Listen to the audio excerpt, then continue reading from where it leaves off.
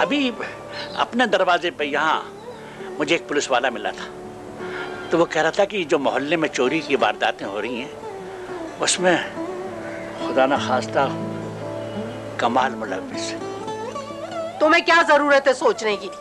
लेकिन शकीला देखो ना, हर बंदा झूठा तो नहीं हो सकता। अरे सारे लोग हमारे बच्चों के पीछे हाथ धो के पड़ गए। देखना मैं सबका क्या असर करूंगी। सारे शहर में लोग लंगड़ाते घूमेंगे। अरे मुझे तो फिक्र इस बात की है कि लोग मुझे कहीं चोर का बाप कह के ना पुकारे। खुद सोचो कि अब इस उम्र में मैं कोर्ट कचहरी के चक्कर लगाता फिरूंगा। अरे ऐसा कुछ नहीं होने वाला। किसी ने हमारी तरफ मैली नजर से देखा ना, मैं उसकी आंखें फोड़ दूंगी। ये बताओ तुम मुझे, वो जो काम के लिए भेजा था वो हुआ? नौकरी मिली या नहीं? बात बदलने में तुम्हारा जवाब नहीं है। औलाद की मोहब्बत में तुम उनकी गलतियों को छुपाती हो, ये तुम अच्छा नहीं करती। वैसे मैं भी अब बस इन नौकरियों के बखेड़े में पड़ना नहीं चाहता। मैं चाहता हूँ कि बस बाकी जिंदगी अपनी आराम से गुजारूं। अच्छा छोड़ो, ये बताओ कुछ खाने को है? जहर पक्का है, खाओगे? कोई खाना वाना नहीं है। जहाँ सुकून से मिलता है ना, वहाँ जाके खाओ खाना। अच्छा ठीक ही तो कह रही है अम्मा, मेरे एग्जाम्स की फीस भी देनी है। पूरे मोहल्ले में कोई भी नहीं है जो मेरे एग्जाम्स के लिए मुझे 300 रुपए उधार दे सके। अरे तो इसमें परेशानी क्या बात है? मैं अपनी बेटी को शाम तक कहीं ना कहीं से 300 रुपए दे दूंगा। वादा? पक्का वादा। जल्दी से मेरे लिए कुछ खाने को लेके आ। खबरदार जो इनके लिए कुछ लेकर आई, टांगे तोड़ दूंगी तेरी।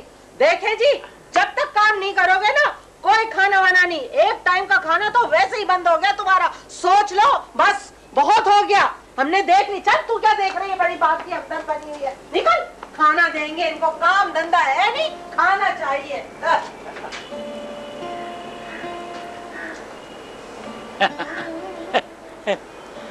लगता है कि इस घर से अब मेरा आबो दाना उठने वाला है।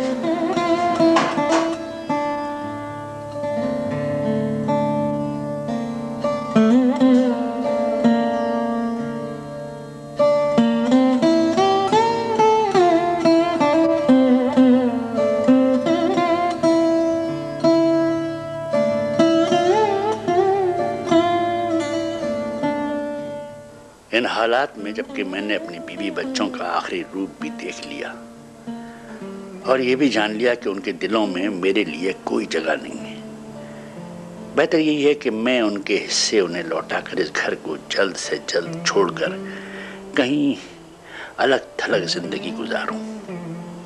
हाँ शायद नहीं, यकीनन मुझे ये घर छोड़ के जाना होगा, क्योंकि अब मैं अपनी जात को इन पर किसी किस्म का बोझ नहीं बनाना चाहता।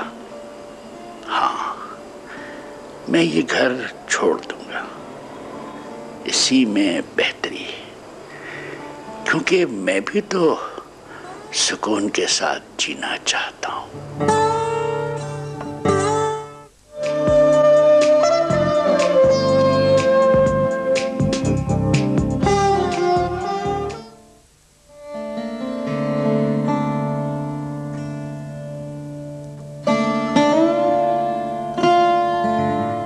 कुतुब साहब का मकान जी, उसकी अलॉटमेंट हो चुकी है और उसमें तमाम ज़रूरी अशिया से उसको डेकोरेट किया जा चुका है। चलिए बहुत अच्छा।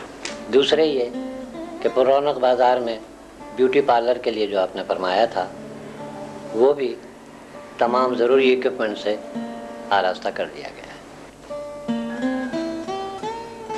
जी। और तीसरे वो शोरूम भी लिया जा चुका है और उसमें 7 नई गाड़ियाँ रख दी गई हैं। अब ज़रूरत इस बात की है कि आप इन पर दस्तखत फरमा दें और ये आपकी मिल्कियत हो जाए। जी अच्छा। जी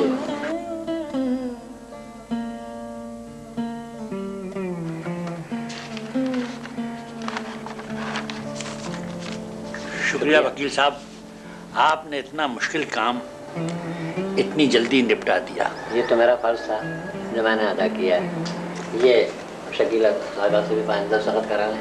लो भाई, बेगम जरा इस पे साइन कर दो। पता नहीं किस चीज पे तुम दस्तखत करा रहे हो।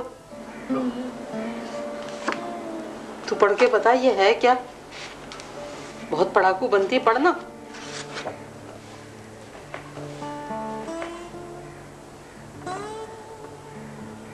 अम्मा, अम्मा वो इसमें वो लिखा हुआ है, वो जो घर नहीं है वो कुतुब साहब का जो आपको बहुत पसंद था, इसमें लिखा है कि वो अब्बा ने आपके नाम कर दिया। ये लो, यहाँ दस्तखत कर दो। वकील साहब। हाँ हाँ, ये आप ही का पसंदीदा मकान है, आप साइन कर दीजिए। आपको मुबारक, दस्तखत फरमा दीजिए।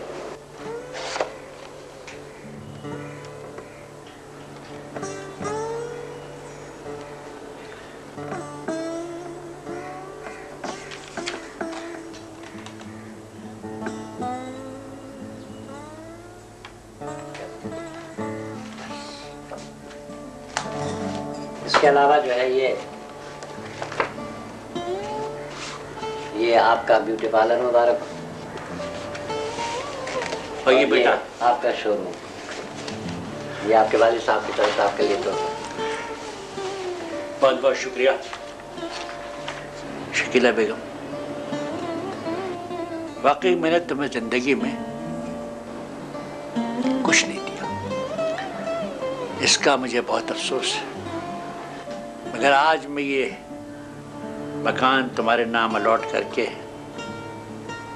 एक फर्ज से सबकदोश हो रहा हूं। मगर आज से मेरी और तुम लोगों की राहें अलग हैं। ये समझना कि आज से मैं तुम्हारे लिए मर चुका।